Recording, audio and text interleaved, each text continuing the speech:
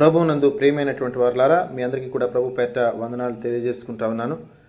అదేవిధంగా ఈ సమయంలో దేవుడు నాకు ఇచ్చినటువంటి అవకాశాన్ని బట్టి దేవునికి నేను వందనాలు తెలియజేసుకుంటా ఉన్నాను. ఈ సమయంలో మనం వాక్య భాగాన్ని చదువుకొని దాన్ని కొద్దిసేపు ధ్యానం చేసుకుందాం. ఆదికాండము 6వ అధ్యాయము 11వ వచనం నుంచి 14వ వచనం వరకు నేను మీ కొరకు చదివి వినిపిస్తాను. ఆదికాండము 6వ అధ్యాయము 11వ వచనం నుంచి 14వ వచనం వరకు నేను మీ కొరకు చదివి వినిపిస్తాను. భూలోకము దేవుని సన్నిధిని చెడిపోయి ఉండును, భూలోకము బలత్కారంతో నిండి ఉండును.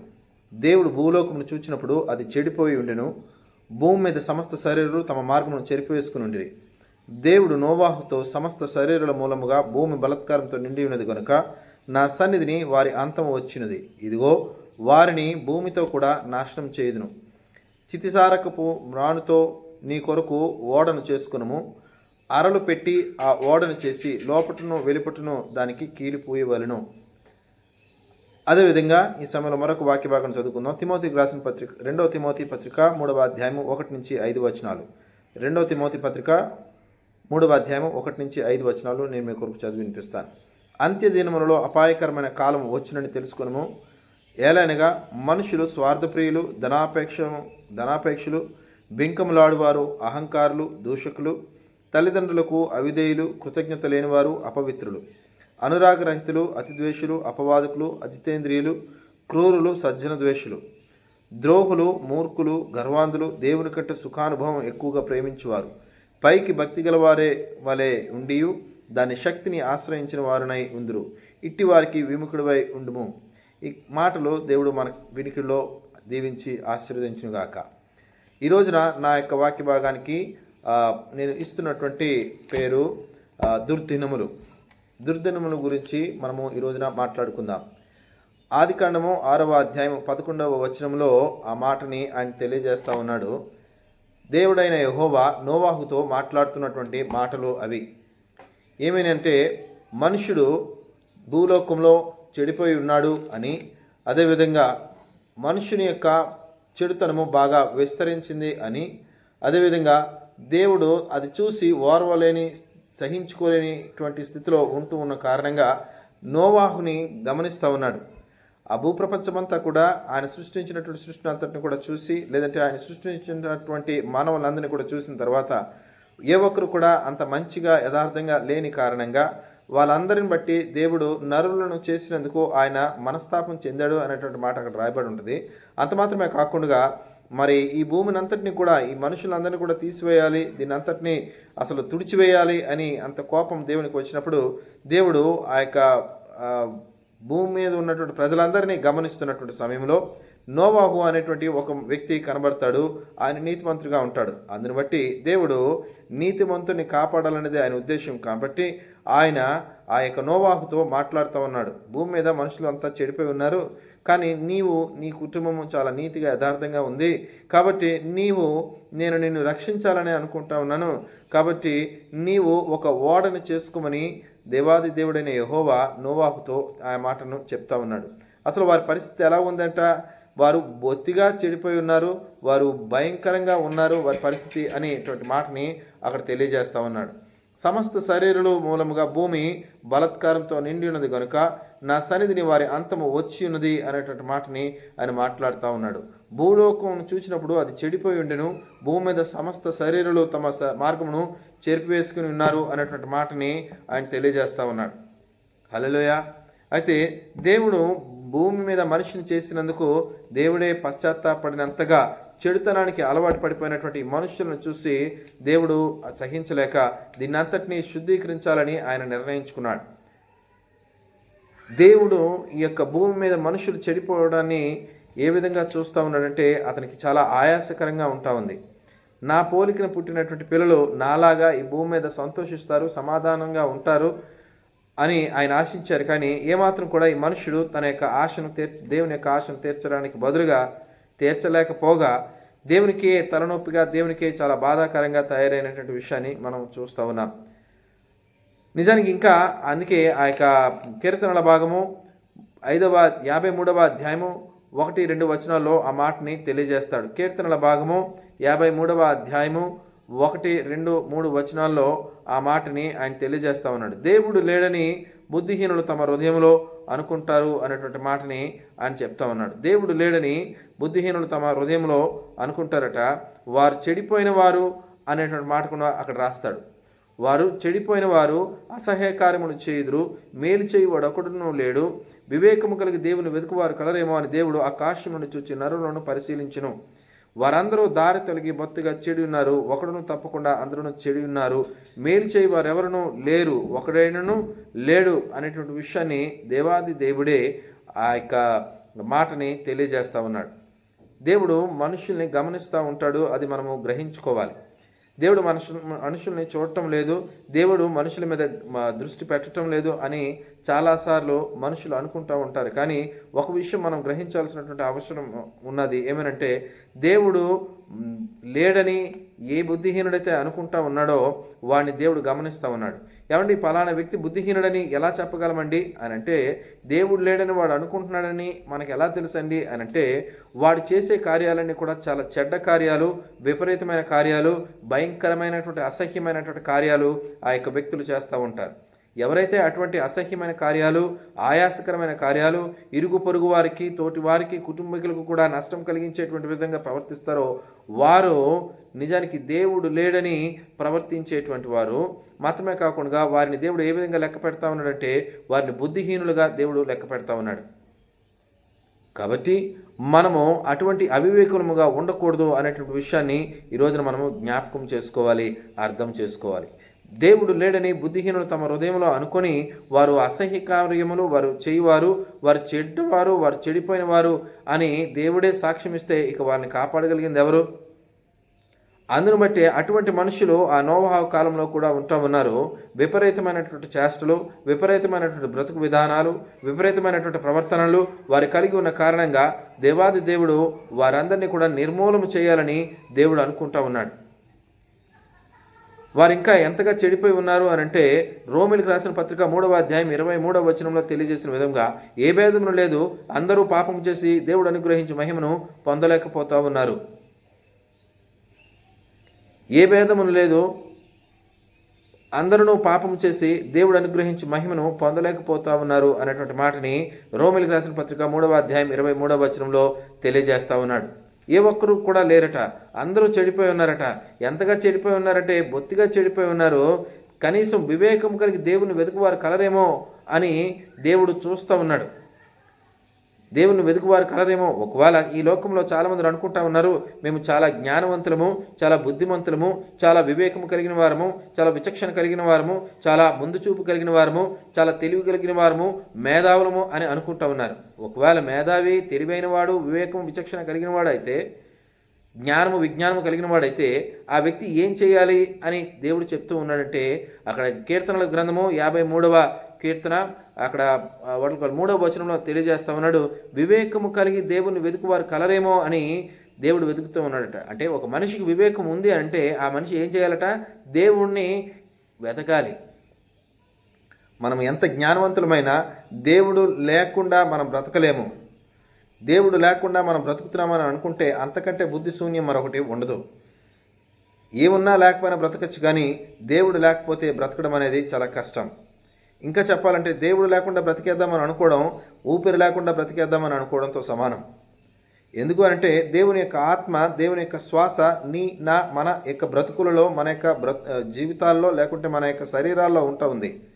ఎప్పుడైతే ఆ యొక్క ఊపిరి లేదో అప్పుడు మనము మృతులమే తప్ప సజీవులంగా ఎంచబడం. అదేవిధంగా దేవుడు ఎప్పుడైతే మనతో కూడా ఉండడో మనం చచ్చిన వారితో సమానం. ఆ యొక్క విషయాన్ని మనం గ్రహించుకోవాలి. చచ్చిన దాని దగ్గర నుంచి చెడే వస్తుంది కదండి. చచ్చిన చావు దగ్గర నుంచి, శవం దగ్గర నుంచి చాలా చెడు కంప వస్తుంది.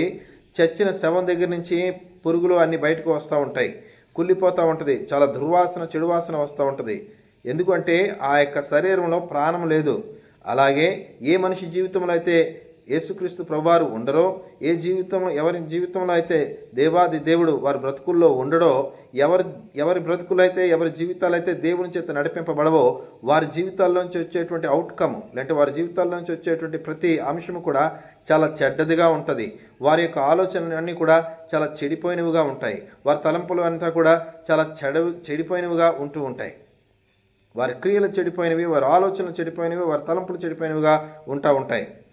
కాబట్టి మనము ఎవరికి చెందిన వారము అనేటువంటి విషయము మనం జ్ఞాపకం చేసుకోవాలి. అంత మాత్రమే కాకుండా మనము వివేకం కలిగిన వారమా, వివేకం లేని వారమా అనేటువంటి విషయము మన క్రియలే మన కొరకు సాక్ష్యం ఇస్తాయి. ఒకవేళ మనము దేవుని యొక్క జ్ఞానం కలిగిన వారమైతే, దేవునితో మనం సహవాసం కలిగి ఉన్న వారమైతే, మనల్ని మనం ఎలాగైతే ప్రేమించుకుంటున్నామో మనల్ని ఇతరులను కూడా మనం అలాగే ప్రేమించగలుగుతాం. ఒకవేళ ఇతరులను నన్ను వలె నేను ఇతరులను ప్రేమించలేకపోతున్నాను అని అంటే నేను దేవుని వెతికిన వాడును కాను, దేవుని కలిగి ఉన్నవాడిని కాను. అంత మాత్రమే కాకుండా దేవుని మీద ఆనుకున్నవాడిని కాను, దేవుని చేత నడిపింపబడుతున్న వాడిని కాను.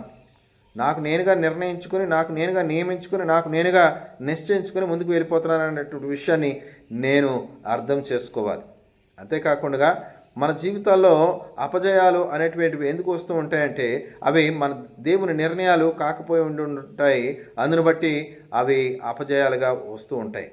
అంతేకాకుండా మనం దేవుని కలిగి, దేవునితో మాట్లాడి, దేవునితో సంభాషించి, దేవునితో సహవసించి, దేవుని దగ్గర నుంచి సలహా తీసుకుని మనం ఆ విధంగా మనం ప్రవర్తించకపోయి ఉంటుంటామో అందును బట్టి మన జీవితాల్లోని మంచి ఆశించినంత ప్రతిఫలాలు మన బ్రతుకుల్లో రాకుండా పోతూ ఉంటాయి. అటువంటి సమయాలలో మనము ఎవరమై ఉన్నామో, ఏమై ఉన్నామో అనేది ఎవరికి వారే స్వపరీక్ష చేసుకోవాలని ఈ సాయంకాల సమయంలో దేవుడు నీతో నాతో మాట్లాడుతూ ఉన్నాడు. యేసుక్రీస్తు ప్రభువారు మత్తయి సువార్త 21వ అధ్యాయంలో 12వ వచనం నుంచి 13వ వచనం వరకు కూడా ఆ మాటను తెలియజేస్తా ఉన్నాడు. యేసుక్రీస్తు ప్రభువారు మత్తయి సువార్తలో ఆ మాటని ఆయన రాసుకుంటూ వస్తూ ఉన్నాడు. మత్తయి సువార్త 21వ అధ్యాయము, మత్తయి సువార్త 21వ అధ్యాయము 12 నుంచి 13 వచనాలు ఆ మాటని తెలియజేస్తూ ఉన్నాయి. 12 నుంచి 13 వచనాలు నేను మీ కొరకు చదువుతాను. యేసు దేవాలయంలో ప్రవేశించి క్రయ విక్రయములు చేయువారు అందరినీ వెళ్ళగొట్టి, రోకలు మార్చువారిని, బల్లలను గువ్వలు అమ్మువారి యొక్క పీఠములను పడద్రోసెను. 13వ వచనము, నా మందిరము ప్రార్థన మందిరం అనబడునని వ్రాయబడి ఉన్నది, అయితే మీరు దానిని దొంగల గుహగా చేసేవారనేను. దేవుని యొక్క మందిరము ప్రార్థనా మందిరంగా ఉండాలి. మనమే దేవుని యొక్క ప్రార్థనా మందిరాలుగా ఉండాలి. దేవుడు ఎక్కడైతే ఉంటాడో అది ప్రార్థనా మందిరం. దేవుడు ఎవరితో అయితే ఉంటాడో వారు ప్రార్థనా మందిరం, దేవుని యొక్క దేవాలయము. కాబట్టి ఆ యొక్క విషయాన్ని మనం గమనించి ఆ యొక్క దేవుని యొక్క దేవాలయముగా ఉండవలసినటువంటి మన యొక్క హృదయాలు దొంగల గుహగా మారకూడదు. చెడిపోయినటువంటి స్థితిగతులకు మన హృదయాలు వెళ్ళకూడదు, మనం తీసుకొని వెళ్ళకూడదు. కాబట్టి మనం ఎటువంటి హృదయాలు మనం కలిగి ఉంటూ ఉన్నామో అనేటువంటి విషయము మనం గ్రహించుకోవాలి. బయటికి ఏమీ చేయకపోయినా లోపల ఆలోచించేటువంటి ఆలోచనలు బట్టి కూడా దేవుడు తీర్పు తీరుస్తాడు. ఆ యొక్క విషయాన్ని మనం గ్రహించుకోవాలి. దేవుడు శరీరానికి ఎంత ప్రాముఖ్యత ఇస్తా ఉన్నాడో అలాగే ఆత్మకు, అలాగే ఆత్మ నెలవై కొలువై ఉండేటువంటి ఆ యొక్క హృదయానికి కూడా దేవుడు అంతే విలువనిస్తూ ఉన్నాడు. అందుకే యేసుక్రీస్తు ప్రభువారు ఒక మాట అంటారు, ఎవరైనానో నా మందిరమును చెడగొట్టినట్లయితే నేను వాడిని చెడగొడతాను అని అంటాడు. మాత్రమే కాకుండా యేసుక్రీస్తు ప్రభువారు ఇక్కడ 21వ అధ్యాయం మత్తయి సువార్త 12వ వచనం నుంచి 13వ వచనం వరకు ఆయన మాట్లాడుతూ ఆయన అంటాడు, నా మందిరము ప్రార్థన మందిరమని మీకు తెలియదా అని ప్రశ్నిస్తా ఉన్నాడు. ఈ హృదయంలో దేవుణ్ణి ప్రార్థించడానికి బదులుగా, దేవుని స్తుతించడానికి బదులుగా, దేవునికి కృతజ్ఞత అర్పణలు చెల్లించడానికి బదులుగా, దేవుణ్ణి మహింపరచడానికి బదులుగా, దేవుణ్ణి గణపరచడానికి బదులుగా, దేవునికి ఇష్టమైన ఆలోచనలు మనం చేసేటువంటి వారంగా ఉండడానికి బదులుగా దేవునికే ఆయాసకరముగా అనిపించేటువంటి ఆలోచన ఒకవేళ మనం కానీ కలిగి ఉంటుంటే అది చాలా బాధాకరం. ఒక విషయాన్ని మనం గ్రహించుకోవాలి. ఈ రోజున స్కానింగ్లు అవి ఇవి వచ్చాయి, ఎంఆర్ఐ స్కాన్లు, సిటీ స్కాన్లు అని. కానీ మనము పిండముగా రూపింపబడక మునిపే మన అంతమేంటో ప్రభువు ఎరుగును. ఆ యొక్క విషయాన్ని మనం చాలామంది మర్చిపోతూ ఉంటారు. మన యొక్క ఆలోచనలు ఏంటి అనేటువంటి విషయము మనకు కొంతవరకు తెలుసు, కానీ అంతవరకు ఆయనకు తెలుసు. కాబట్టి దేవుడు ప్రతిదానికి ప్రతిఫలాలు ఇస్తాడు. కాబట్టి ఆయనకు ఇష్టమయ్యేటువంటి విధముగా మనం ఆలోచించేటువంటి వారంగా మనం ఉండాలి. దావీదు ఎందుకు దేవుని యొక్క హృదయానుసారుడు అయినాడంటే, దేవుడు ఏ విధంగా ఆలోచిస్తాడో, దేవుడు దేన్ని బట్టి ఆనందిస్తాడో, దేవుడు మనిషి నుంచి ఏది ఆశిస్తున్నాడో అది తెలుసుకోవడానికి దావీదు ఎక్కువగా ఇష్టపడేవాడట. అందును బట్టి దేవుడు దావీదుని హృదయానుసారుడు అని పిలిచాడు. అంటే దేవుని యొక్క హృదయంలో వచ్చినటువంటి మాట ప్రకారముగా, దేవుని యొక్క హృదయానుసారముగా దావీదు బ్రతకడానికి ఇష్టపడుతూ ఉన్నాడు. మరి ఈ రోజున క్రైస్తవ లోకంలో, ఈ రోజున ప్రపంచంలో ఉన్నటువంటి మనుషులు కూడా ఏ విధంగా ప్రవర్తిస్తూ ఉన్నారు అనేటువంటి విషయము మనం గ్రహించుకోవాలి. ఇరుగు పొరుగు వారికి మనం ఒక మాదిరికరంగా ఉండాలి తప్ప, ఇరుగు పొరుగు వారికి మనం ఒక కారణం అవ్వకూడదు ఎదుటివాడు చెడిపోవడానికి. అంతేకాకుండా రోమిలకు రాసిన పత్రిక 1వ అధ్యాయం 21వ వచనంలో తెలియజేసినటువంటి విధముగా, రోమిలకు రాసిన పత్రిక 1వ అధ్యాయము 21వ వచనంలో తెలియజేసిన విధముగా ఆయన కొన్ని మాటలు అక్కడ మాట్లాడుతూ ఉన్నాడు. రోమిలకు రాసిన పత్రిక 1వ అధ్యాయము 21వ వచనం నేను మీ కొరకు చదివి వినిపిస్తాను. దేవుడు అసలు ఎందుకు ఆ యొక్క ఆది కాండంలో మనం చదువుకున్నట్టుగా ఎందుకు దేవుడు ఆ యొక్క మనుషులను నిర్మూలన చేయాలని అనుకున్నాడు అని మనం ఒక ఆలోచన చేస్తే, అక్కడ రోమిలకు రాసిన పత్రిక 1వ అధ్యాయం 21వ వచనం దానికి ఆన్సర్ చెప్తా ఉంది. మరియు వారు దేవునిని ఎరిగి ఆయనను దేవునిగా మహిమపరచలేదు, కృతజ్ఞతాస్తుతులు చెల్లింపును లేదు కానీ తమ వాదముల యందు వ్యర్థులైరి. 22వ వచనం, వారి అవివేక హృదయము అంధకారమయమైను, తాము జ్ఞానులమని చెప్పుకొనుచు బుద్ధిహీనులైరి. 23వ వచనం, వారు అక్షయుడగు దేవుని మహిమను క్షయమగు మనుషుల యొక్కయో, పక్షుల యొక్కయో, చతుష్పాద జంతువుల యొక్కయో, పురుగుల యొక్క ప్రతిమా స్వరూపాలకు మార్చిరి అనేటువంటి మాటను అక్కడ రాస్తూ ఉన్నాడు. వారు ఎవరు చెడు కార్యాలు చేశారట, ఎవరు చెడు కార్యాలు చేస్తూ ఉన్నారు, వారికి దేవుడు తెలియదా అంటే దేవుడికి తెలుసు. దేవుడు ఏం కోరుకుంటున్నాడో కూడా తెలుసు. కానీ తెలిసి కూడా దేవునిగా సన్మానించలేదు, దేవునిగా గౌరవించలేదు, దేవునిగా మహిమపరచలేదు. దేవునిగా గౌరవించలేదంటే ఎలా చెప్పగలుగుతున్నారండి అంటే, నువ్వు ఒకవేళ దేవుని యొక్క మాటకు నువ్వు గౌరవించినట్లయితే దేవుడు చెప్పిన మాట ప్రకారంగా నువ్వు జీవిస్తావు. మనం సాధారణంగా ఒక ఉదాహరణ చెప్తూ ఉంటాం. ఏమనంటే, నీవు నా మాటకి గౌరవం ఇవ్వటం లేదురా బాబు అనే కూతురిని కానీ కొడుకుని కానీ మనం అంటాం. ఎందుకు అంటే, ఒకవేళ గౌరవించేటువంటి వ్యక్తి అయితే నువ్వు నా మాట వింటావు, నా మాట ప్రకారంగా నడుస్తావు. అలాగే దేవుడు కూడా నా నుంచి అదే కోరుకుంటూ ఉన్నాడు. నువ్వు దేవుని ఎరిగినటువంటి వ్యక్తివైతే, దేవుని యొక్క మాటకు నువ్వు లోబడేటువంటి వ్యక్తివైతే, దేవునికి వ్యతిరేకంగా ఎందుకు ఆలోచిస్తూ ఉన్నావు, దేవునికి వ్యతిరేకంగా ఎందుకు ప్రయత్నిస్తూ ఉన్నావు, దేవునికి వ్యతిరేకంగా ఎందుకు ప్రవర్తిస్తూ ఉన్నావు, ఆ యొక్క విషయాలు మనం ఆలోచన చేసుకోవాలి. అంతేకాకుండా వారి యొక్క హృదయం ఎటువంటి హృదయం అట, వారు దేవుని ఎరిగి కూడా దేవుని ఎరగనట్టుగా ప్రవర్తిస్తున్న కారణంగా వారి హృదయం ఏమైపోయిందట, వారి అవివేక హృదయము అంధకారమయమైను, తాము జ్ఞానులమని చెప్పుకొనుచు బుద్ధిహీనులైరి అనేటువంటి మాటను మాట్లాడుతూ ఉన్నాడు. కొన్నిసార్లు కొంతమందికి మనము బుద్ధి చెప్పామనుకోండి, వాళ్ళు ఏమంటారు తెలుసు, మాకు అవన్నీ తెలుసులేండి, మాకు తెలియదేం కాదు, మాకు ఎంత ఎక్స్పీరియన్స్ ఉంది, మాకు అంత ఎక్స్పీరియన్స్ ఉంది. నీకు ఎంత ఎక్స్పీరియన్స్ ఉన్నా నీవు ఎంతవరకు కరెక్ట్గా ప్రవర్తిస్తున్నావు అనేది ఈ రోజున అంశము. ఎందుకు మనం ప్రవర్తించాలి అని అంటే, దుర్దినములు చాలా దగ్గరగా ఉంటూ ఉన్నాయి. పాటలు కూడా ఉన్నాయి కదా, దుర్దినములు రాకముందే అనేటువంటి పాట కదా. సో దుర్దినములు రాకమునిపే, సర్వము కోల్పోకముందే నిన్ను నువ్వు జాగ్రత్త పరుచుకో అని దేవుడు మరొకసారి ఈ యొక్క సాయంకాల సమయంలో హెచ్చరిస్తూ ఉన్నాడు. ఇతరులకు చెప్పి మనం చెడిపోయే వారంగా ఉండకూడదు. ఇతరులను మంచి బాటలో వెళ్ళమని చెప్పి మనము నాశనకరమైనటువంటి బాటలో మనం వెళ్ళిపోకూడదు.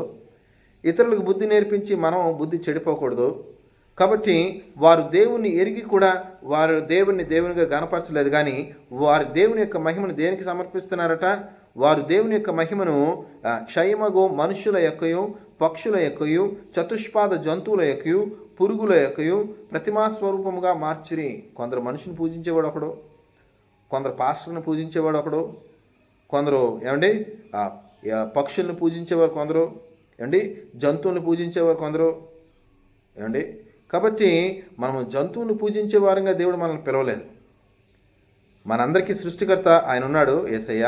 ఆయనను మనం పూజిస్తామని ఆయన మనల్ని ఎన్నుకున్నాడు, మనల్ని నిర్ణయించుకున్నాడు, నియమించుకున్నాడు.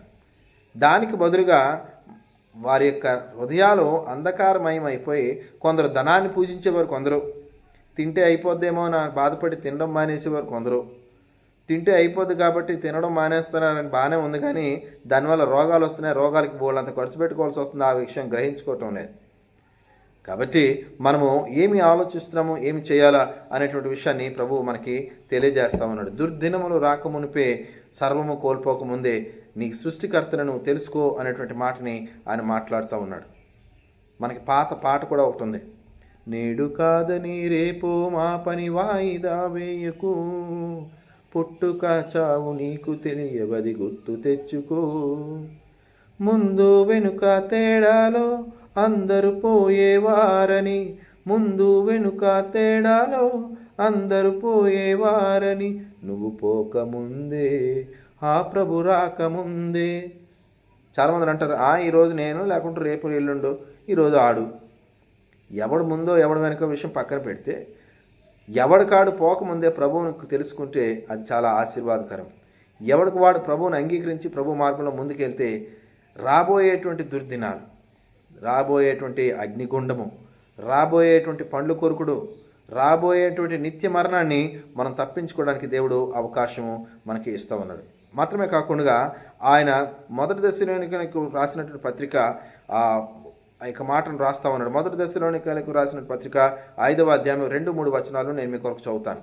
మొదటి దశలోనికి రాసిన పత్రిక 5వ అధ్యాయం 2-3 వచనాలు. రాత్రి వేళ దొంగ ఎలాగ వచ్చునో అలాగే ప్రభు వచ్చునని మీకు బాగుగా తెలియను. రాత్రి వేళ దొంగ ఎలాగ వచ్చునో అలాగే ప్రభు వచ్చునని మీకు బాగుగా తెలియను. కాబట్టి ప్రభు ఎప్పుడు వస్తాడో తెలియదు, ఎలా వస్తాడో తెలియదు. కాబట్టి ఈలోగే ఆయన ఇక్కడే ప్రత్యక్షమైపోతే, ఎస్ లార్డ్, ఇగో నేను సిద్ధంగా ఉన్నాను, నీ కోసమే ఉన్నాను అనేటువంటి విధంగా ఉన్నామా? లేదండి ఇంకొంచెం మారు మనసు ఉందండి, లేదంటే అల్లాడి మీద కోపం ఇంకా తీరలేదండి, లేదంటే వీళ్ళ మీద చిన్న పగ ఉంచుకున్నానండి, లేదంటే అలా అక్కడ చిన్న అది చేశానండి ఇది చేశానండి చెప్పుకునేటువంటి పరిస్థితిలో ఉన్నామా? అది విషయాన్ని మనము గుర్తుంచుకోవాలి, గ్రహించుకోవాలి. అందుకే ఎఫెసీయులకు రాసిన పత్రిక 5వ అధ్యాయం 15వ వచనం 16వ వచనంలో కూడా ఆ మాటను రాస్తూ ఉన్నాడు.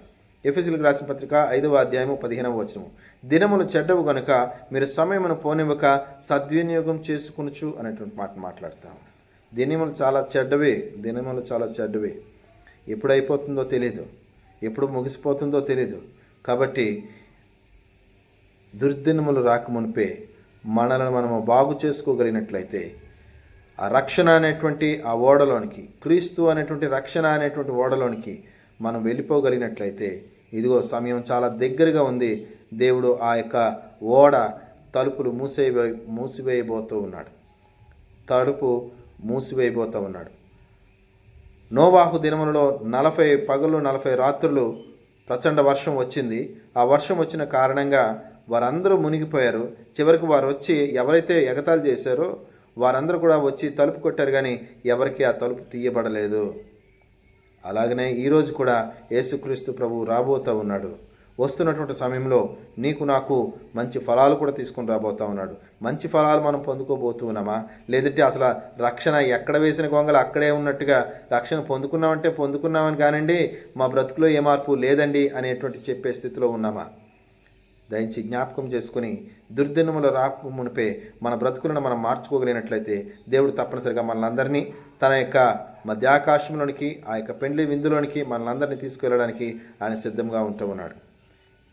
వాక్యం విన్నటువంటి మన జీవితాలను దేవునికి సమర్పించుకుందాం. ఆ ప్రకారంగా దేవునిలో మనం ముందుకి కొనసాగుదాం. ఈ కొద్ది మాటలు మన వెనుకల్లో దేవుడు దీవించి ఆశీర్వదించుగాక. తలలు వంచుదాం, కళ్ళు మూసుకుందాం, ప్రార్థన చేసుకుందాం. దయాదాక్షిణ్య పూర్ణుడైన నా ప్రియ ప్రభువా, నీ పరిశుద్ధ ఘనమైన నామానికి మహిమ, వందనాలు, స్తుతులు, స్తోత్రాలు తెలియజేసుకుంటూ ఉన్నాం.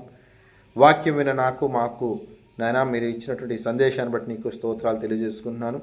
దినములు చెడ్డవు కనుక ప్రభు సమయాన్ని పోనివ్వక మమ్మల్ని మేము తగ్గించుకొని నాయన ప్రతి విషయంలో కూడా నాయన నీతో ప్రభా మేము పోల్చుకుంటూ నాయన ఇంకనో ఏదైనా అరకొర జీవితాలు ఉంటే వాటన్నింటినీ సరిచేసుకుంటూ ముందుకు సాగడానికి సహాయం చేయమని, నీ రూపంలోనికి నీ పోలికలోనికి మమ్మల్ని మేము మార్చుకోవడానికి సహాయం చేయమని, అందుకు తగిన శక్తిని, అందుకు తగిన సామర్థ్యాన్ని, అందుకు తగిన విధంగా తగ్గించుకునేటానికి కావలసినటువంటి ప్రార్థనను మేము చేసి ముందుకు సాగడానికి సహాయం చేయమని, కూడుకున్న ప్రతి ఒక్కరిని పేరు పేరు దీవించి ఆశీర్వదించమని యేసు పరిశుద్ధ నామములో ప్రార్థించి వేడుకుంటున్నాం పరలోకపు తండ్రి, ఆమేన్. ఆశీర్వాదం తండ్రి యొక్క, కుమారుని యొక్క, పరిశుద్ధాత్మ యొక్క, త్రియేక దేవుని అన్యోన్య సహాయం, సహవాసమైన కృప, కాపుదల కూడుకున్న మనకును, అదేవిధంగా ఆయన ప్రేమిస్తున్న సకల జనులకు పిల్లలకు సదాకాలం తోడేండి కాచి కాపాడి నడిపించి దీవించి ఆశీర్వదించి అభివృద్ధిపరచును కాక. ఆమేన్. Thank you.